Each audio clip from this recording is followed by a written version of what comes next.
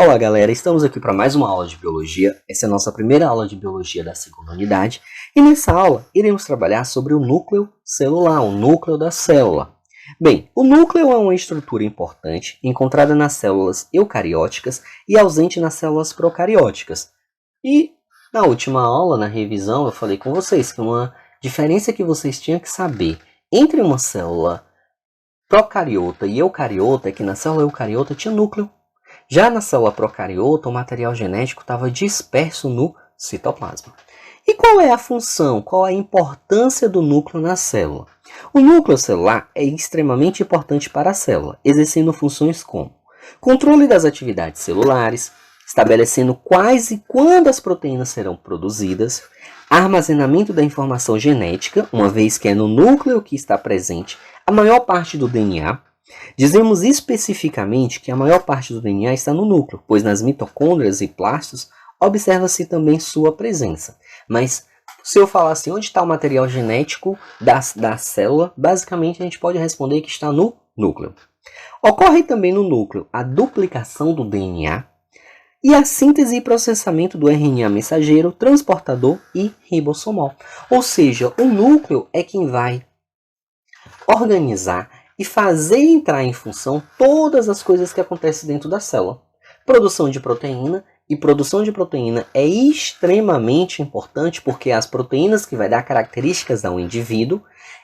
O DNA, que é onde que vai carregar a nossa informação genética, todas as nossas características vai estar contida nele, também se encontra no núcleo.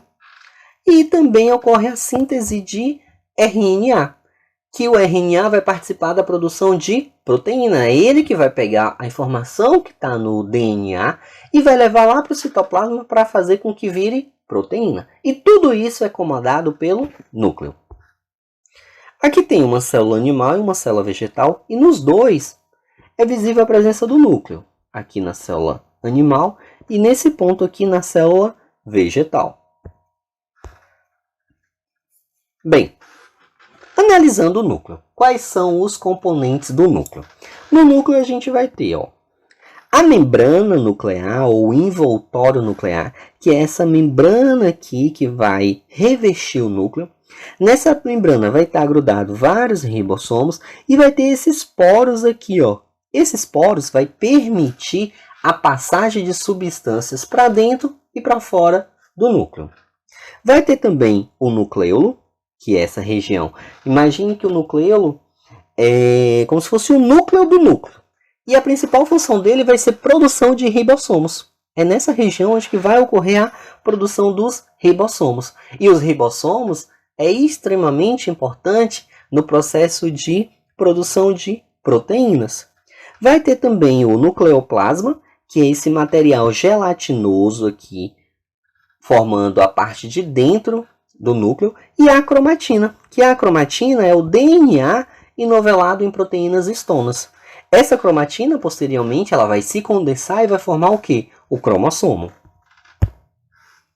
Bem, vai acontecer também o ciclo celular. É dentro do núcleo que vai fazer com que aconteça o ciclo celular. Mas o que é o ciclo celular? Bem, o ciclo celular corresponde aos processos que ocorrem na célula após o seu surgimento e até o seu processo de divisão celular, o qual dará origem a duas novas células. Durante esse período, a célula passa por diversos processos, como crescimento celular, multiplicação do seu material genético, divisão celular. O tempo que demora, o tempo de duração do ciclo celular, varia entre os diferentes tipos de célula e é dividido em duas fases, a intérfase e a mitose. Nessa primeira aula, vamos trabalhar só com a fase de intérfase. A fase de mitose, que já é a fase mesmo da divisão celular, a gente vai trabalhar na próxima aula, quando a gente trabalha tanto a mitose quanto a meiose. Então, essa fase de intérfase, que é essa fase aqui marcada de laranja, ela acontece em 3 estágios. Primeiro estágio, que é o G1, depois o estágio S e por fim o estágio de G2. Bem, a intérfase. Durante um tempo, acreditava-se que nada acontecia na célula, entre o surgimento da célula e sua divisão. No entanto, nessa fase, a célula encontra-se em intensa atividade metabólica. É nessa fase que onde a célula vai comandar grande parte das funções, principalmente relacionada ao crescimento. A intérfase, ela é a mais longa, é a fase mais longa, ou seja, ela é mais longa do que a própria divisão celular.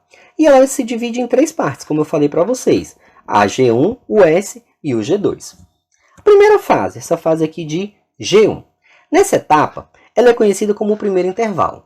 Ocorre a síntese de proteínas e RNA. É nessa fase que a célula vai produzir proteínas. O tempo de duração dela é o mais variável entre os diferentes tipos celulares. Antes de passar para a próxima fase, que é a fase S, eu vou citar um pouquinho sobre a fase G0, que é essa fase aqui. Algumas células, elas permanecem em G0 depois de fabricadas, ou seja, elas não entram no processo de divisão celular. Quais células são essas? Por exemplo, os neurônios.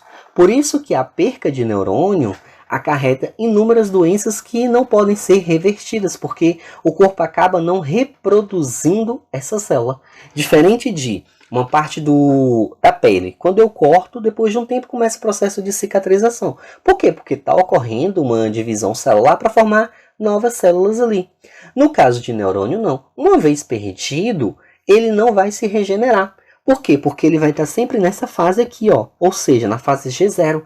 Ele não vai fazer todo esse processo aqui para fazer com que a célula se divida.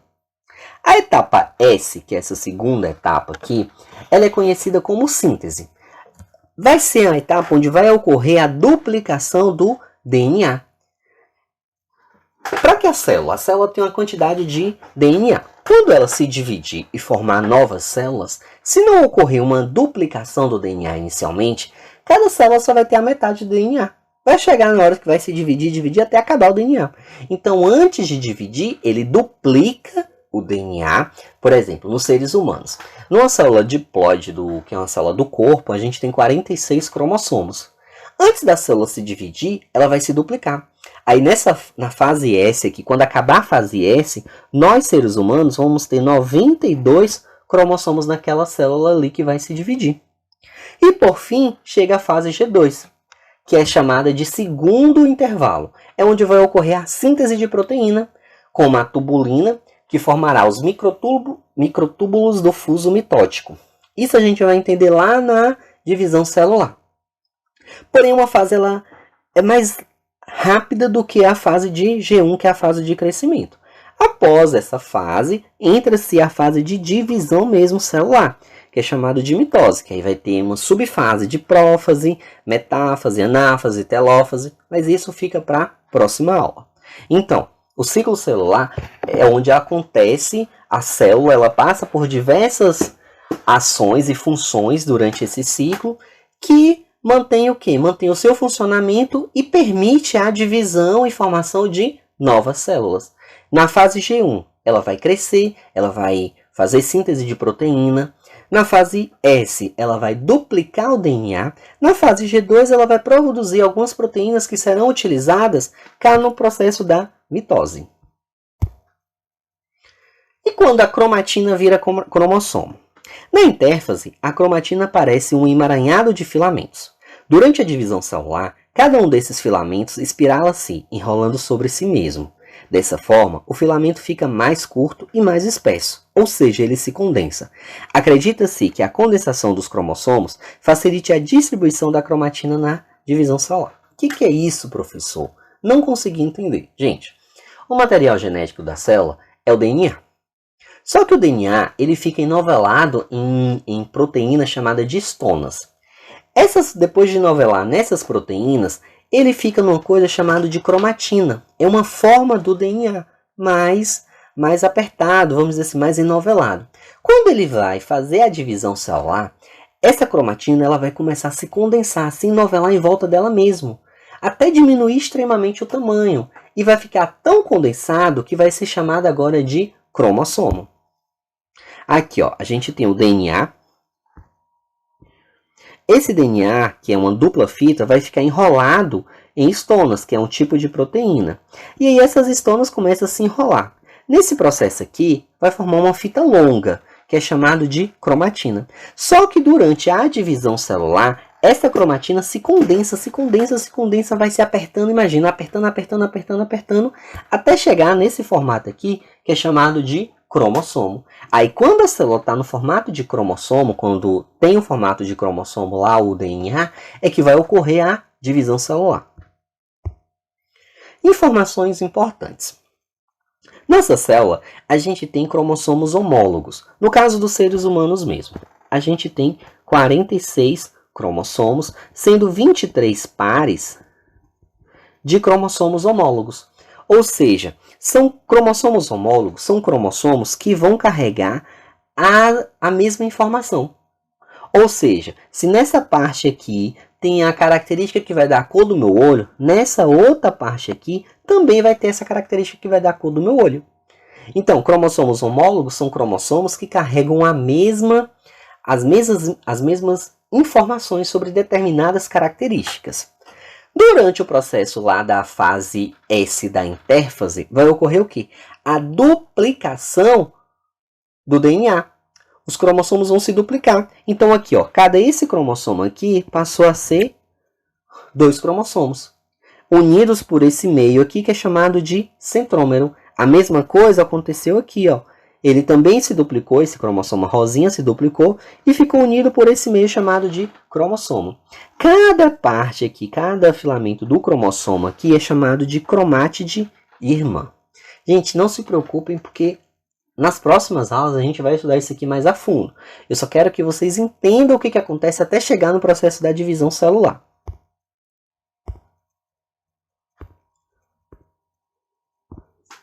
Então, aqui eu tenho um cromossomo que foi duplicado, tendo duas partes, né? Duas cromátides irmãs. Ele é unido pelo centro, por uma parte chamada de centrômero, e cada região dessa daqui é chamada de braço. E no final ele tem essa região em amarelinho chamada de telômero.